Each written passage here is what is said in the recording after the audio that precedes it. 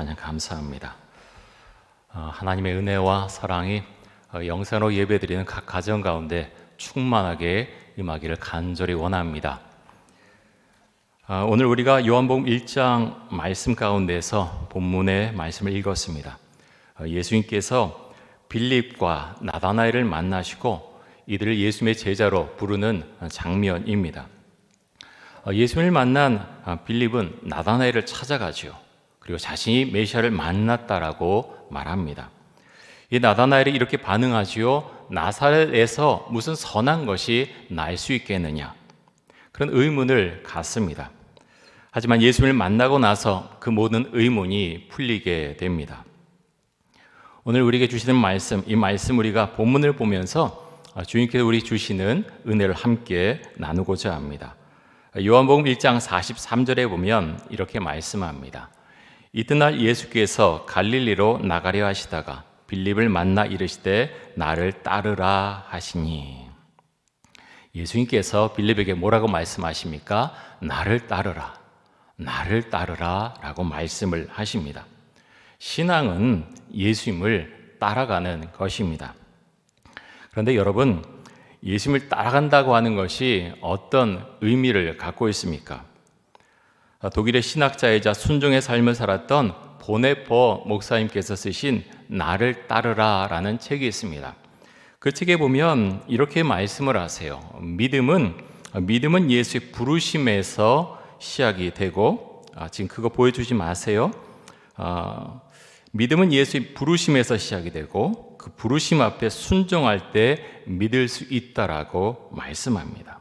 믿음은 예수의 부르심에서 시작이 된다는 것이죠. 그리고 부르심 앞에 순종할 때 믿을 수 있다라고 말씀합니다. 오직 믿는 자만이 순종하고 순종하는 자만이 믿을 수 있습니다. 오직 믿는 자만이 순종하고 순종하는 자만이 믿을 수 있습니다. 풍랑이 거세게 일어나는 갈릴리 바다에서 베드로가 예수님에게 이렇게 요청하지요.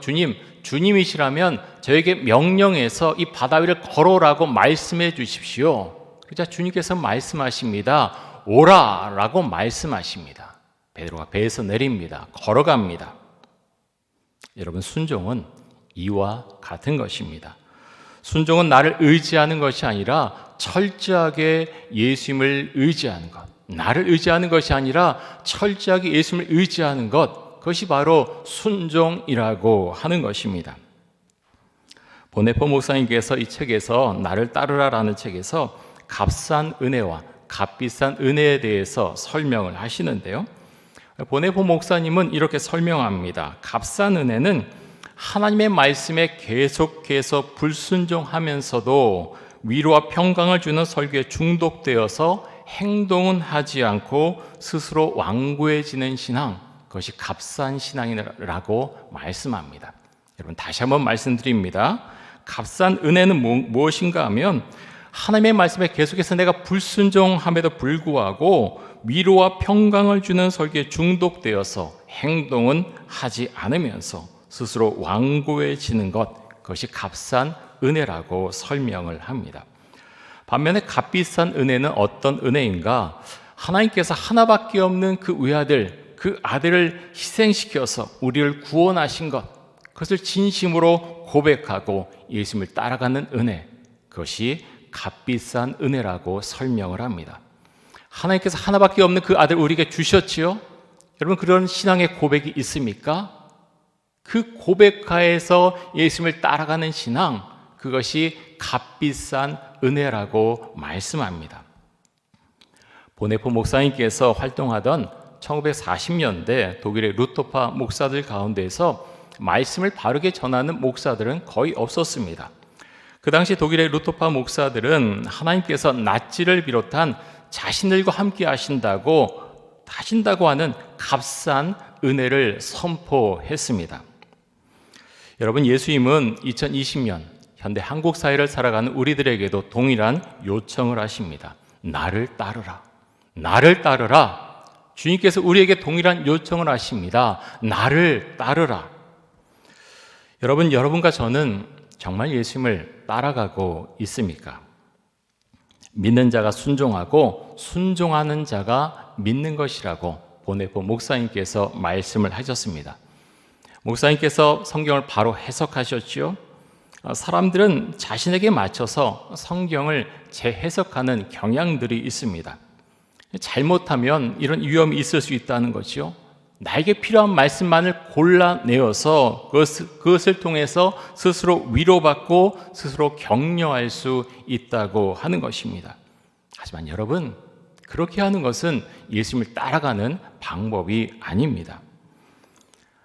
지난주에 새벽 기도에 말씀을 전하면서 금요일에 3월 6일이죠.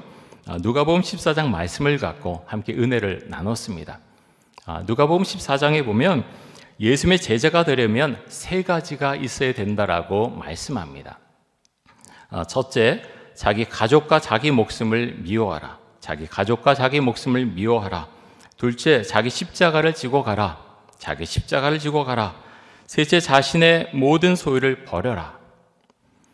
여러분, 자기 가족을 미워하라는 말은 감정적으로 자신의 가족들을 미워하라는 말씀이 아닙니다. 그것은 우선순위의 문제지요. 예수님을 가장 사랑하느냐, 그것을 묻고 있는 것입니다. 예수님을 가장 사랑한다고 고백하게 되면 다른 것들은 자동적으로 정리가 됩니다. 예수님을 가장 사랑하기 때문에 그것을 가장 우선순위에 놓고서 다른 것을 결정하게 된다고 하는 것입니다. 자기 십자가를 지고 가는 것, 자신의 모든 소유를 나의 것이 아니라 주님의 것입니다라고 고백할 수 있는 것은 우리의 의지로, 우리의 마음으로 할 수 있는 것이 결코 아닙니다. 어느 누구도 그렇게 고백할 수 없습니다. 주님, 저에게 주신 십자가를 제가 헌신하는 마음을 가지고, 희생의 마음을 가지고 그 십자가를 짊어지고 가겠습니다. 제 소유는 저의 것이 아니라 주님의 것입니다. 그렇게 고백할 수 있는 것은 성령께서 우리 마음속에 그런 은혜를 주셔야 우리는 그 고백을 할 수 있습니다. 빌립이 나다나엘에게 이렇게 말하지요. 모세가 율법에 기록하였고 여러 선지자가 기록한 그 일을 우리가 만났는데 요셉의 아들 나사렛 예수다라고 말합니다. 빌립은 내가 하나님의 아들 메시아를 만났다라고 지금 말하고 있습니다. 그런데 그 말을 들은 나다나엘이 이렇게 반응을 하지요. 요한복음 1장 46절을 보겠습니다. 우리 같이 한번 읽겠습니다. 나다나엘이 이르되 나사렛에서 무슨 선한 것이 날 수 있느냐? 빌립이 이르되 와서 보라 하니라. 나다나엘이 이렇게 반문하지요. 나사렛에서 무슨 선한 것이 날 수 있느냐? 어떻게 나사렛 같은 그 촌동네에서 메시아가 날 수 있겠느냐? 나다나엘은 그렇게 말을 합니다. 그러자 빌립이 뭐라고 말합니까? 와서 보라! 와서 보라라고 말합니다. 와서 무엇을 봅니까? 내가 만나는 그 사람이 과연 메시아인지 아닌지 와서 확인하라고 지금 말하고 있습니다. 나다나엘은 예수를 만난 이후에 생각이 완전히 달라집니다. 요한복음 1장 47절과 48절 말씀 한번 보도록 하겠습니다. 요한복음 1장 47절과 48절입니다. 우리 같이 한번 읽겠습니다. 예수께서 나다나엘이 자기에게 오는 것을 보시고 그를 가리켜 이르시되 보라, 이는 참으로 이스라엘 사람이라 그 속에 간사한 것이 없도다. 나다나엘이 이르되 어떻게 나를 아시나이까?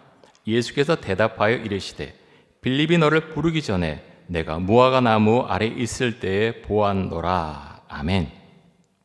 자, 예수님께서는 나다나엘을 만나기 전에 나다나엘이 그 전에 어떤 일을 하고 있었는지 이미 아신다라고 말씀합니다. 무화과 나무 아래에 있을 때 보았다. 아마 무화과 나무 아래에서 율법의 말씀을 읽고 묵상하고 기도했을 것입니다. 그 모습을 예수님께서는 이미 알고 있다라고 말씀하십니다. 여러분, 어떻게 알 수 있습니까? 하나님의 아들이시기 때문에, 메시아이기 때문에 그 모습을 이미 보았고 알고 계시다라는 것입니다. 그 말씀을 듣고 나다나엘은 놀라지요. 그리고 그 이후에 정말 예수님을 믿고 예수님을 따라가는 사람이 됩니다. 요한계시록 말씀에 보면 예수님께서 소아시아에 있는 7교회에게 보내는 편지의 내용이 나옵니다. 그 중에 보면 사대교회라고 하는 교회가 있습니다. 그 사대교회를 향해서 주님께서 이렇게 말씀하시죠. 내가 내 행위를 아노니 내가 살았다는 이름을 가졌으나 실상은 죽은 자다. 내가 살았다는 이름을 가졌지만 내 행위를 아는데 너는 죽은 자라고 주님께서 말씀을 하십니다. 여러분, 저는 이 말씀을 읽을 때마다 참 두렵습니다. 나는 정말 말씀에 순종하는 사람인가? 우리 이촌동 교회는 말씀에 순종하며 살아가는 정말 살아있는 교회인가? 이촌동 교회가 정말 주님을 사랑하고 말씀을 사랑하고 예수를 따라가는 사람들로 이루어져 있다면 이 공동체에 속한 사람들은 믿지 않는 사람들에게 가서 말할 것입니다. 빌립처럼 말하겠지요. 와서 보십시오. 와 보라라고 분명히 말할 것입니다. 여러분, 교회는 주님의 교회입니다. 그런데 묻고 싶습니다. 우리는 이촌동 교회를 정말 주님의 교회로 만들어 가고 있습니까? 저는 이 부분을 묵상하고 설교 준비하면서 마음이 참 한편은 무거웠습니다. 그런 교회를 정말 우리 교회는 지향하면서 나아가고 있는가? 정말 우리는 만들어가고 있는가? 교회는 기도하는 집이고 예배들이 하나님의 집이고 천국의 모형인데 그런 교회를 우리는 정말 우리 힘을 다해서 만들어가고 있는가? 생각하고 기도하게 됩니다. 여러분, 우리 교회가, 이촌동 교회가 정말 본질적인 것을 추구하는 교회가 될 수 있기를 간절히 원하고 소망합니다. 이촌동 교회가 하나님께 예배드리는 집, 기도하는 집이라고 믿는 사람들은 아직 하나님을 모르는 사람들을 교회로 초대하게 될 것입니다. 그리고 빌립처럼 말하게 되겠지요. 와 보십시오. 이곳으로 와 보십시오라고 말하게 될 것입니다. 그런데 여러분, 교회 와서 무엇을 봅니까? 무엇을 보여주기를 원하십니까? 교회 오면 예수 그리스도의 십자가를 바라보게 됩니다. 예수님을 믿는 사람들이 어떻게 예배 드리는가를 처음 온 사람들은 바라보게 됩니다. 예수 믿는 사람들이 함께 모여서 어떤 대화를 나누는가 듣게 됩니다. 사람들이 보고자 하는 것은 건물이 아닙니다. 사람들이 보고자 하는 것은 점심시간에 어떤 음식을 먹냐 그것을 보고자 하는 것이 아닙니다. 사람들이 보고자 하는 것은 이 교회 재정이 얼마나 든든한가 그것을 보고자 하는 것이 아닙니다. 믿지 않는 사람들 교회 오는 단 한 가지 이유는 예수가 누구신가, 저 사람들이 말하는 예수가 누구신가 알고 싶기 때문에 교회를 찾아오는 것입니다. 여러분, 어떤 교회가 정말 진짜 교회입니까? 어떤 교회가 진짜 교회입니까? 무엇을 보면 그 교회가 진짜인지 가짜인지 알 수 있습니까? 그 교회 교인들이 예수님을 따라가는 사람들인가? 그 교회 교인들이 예수님을 따라가는 사람들인가? 그것을 보면은 그 교회가 진짜인지 아닌지 알 수 있습니다. 그 교회 교인들이 정말 예수님을 따라가는 사람들이라면 그 교회는 진짜 교회입니다.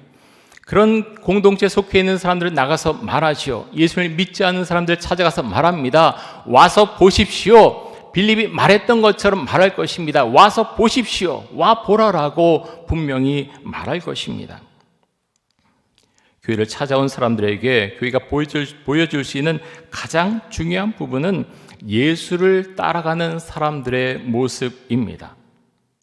여러분, 우리 이촌동 교회도 그런 모습이 정말 은혜 가운데 그렇게 더 자리 잡기를 원하는데요.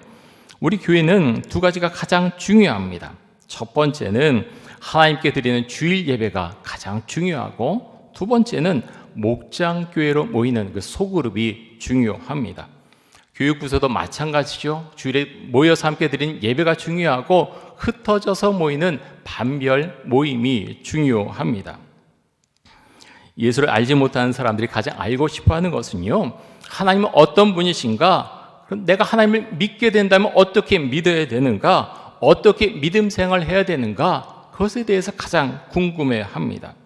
여러분, 그래서 목장교회가 중요합니다. 예배가 중요합니다.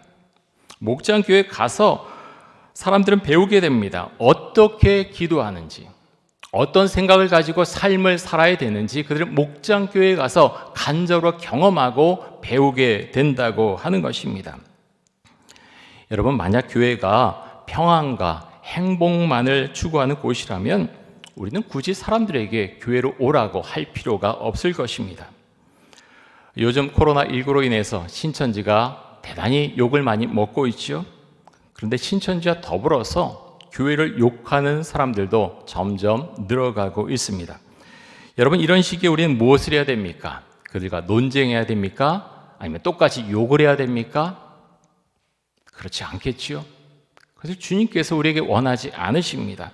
우리는 무엇을 해야 됩니까? 예수를 더 따라가야 됩니다. 예수를 따라가야 됩니다.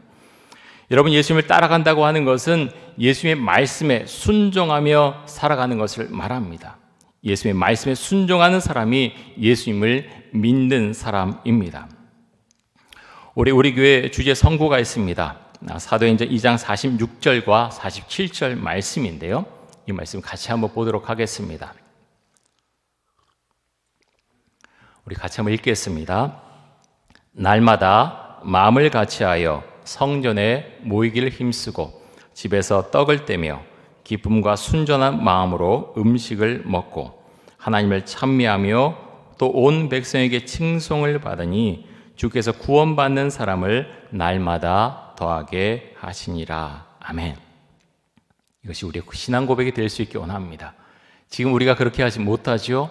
코로나19 때문에 날마다 성전에 모일 수가 없습니다. 하지만 여러분, 한편으로는 정말 주 앞에 감사드리게 됩니다. 우리가 주 앞에 나와서 그렇게 예배드리고 찬양할 수 있는 곳이 우리에게 있다고 하는 것, 우리가 이 시간을 통해서 더 절실하게 그 감사의 고백을 드릴 수 있다고 하는 것이 얼마나 감사한지 모릅니다. 한편으로는 여러분, 그런 생각합니다. 하나님께서 이런 시간을 통해서 우리로 하여금 우리의 신앙을 다시 한번 되돌아보고 교회가 무엇인가 우리로 하여금 생각할 수 있게 하셨다. 그 고백을 주 앞에 드리게 됩니다. 사랑하는 성도 여러분, 우리 성도님들 한 분 한 분이 거룩한 하나님의 성전임을 기억하십시오. 우리가 지금 흩어져 있지만 정말 기도하기는 정말 거룩한 성전임을 우리가 기억하고 정말 나는 예수님을 따라가는 사람인가, 예수님과 함께 인생을 살아가고 있는가 우리가 생각하고 기도하고 정말 그렇게 따라갈 수 있길 원합니다. 사랑하는 성도 여러분, 그 은혜가 여러분의 삶 가운데 충만하길 원하고 여러분이 예배드리고 있는 그 가정 가운데 충만하게 임하고 또 우리 교회 가운데 충만하게 임하기를 간절히 소망합니다. 우리 함께 기도하겠습니다.